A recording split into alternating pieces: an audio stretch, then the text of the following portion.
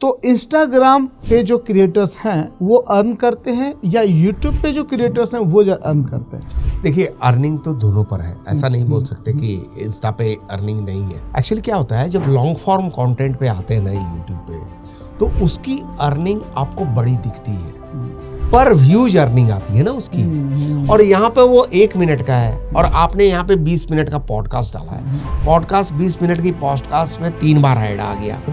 जब वो रील आपने 1 मिनट, 1.5 मिनट, 2 मिनट की डाली, वो 5 रील दिखाएगा, 4 रील दिखाएगा, तभी तो वो ऐड दिखाएगा। तो उनकी मोनेटाइजेशन अलग है, इसकी मोनेटाइजेशन अलग है। बट दोनों प्लेटफॉर्म आपको सोचना है कि आप किस प्लेटफॉर्म के लिए बने हैं ज्यादा। तो आप क्या कर सकते हैं, अगर आप रील्स के लिए बने तो आप रील्स डालिए, इधर यूट्यूब शॉर्ट्स डालिए। आप फिर लॉन्ग फॉर्म पर नहीं जाइए, फिर लॉन्ग फॉर्म तो दूसरा ही गेम है टोटल का टोटल। तो ये आपको डिफरेंशिएशन समझना होगा।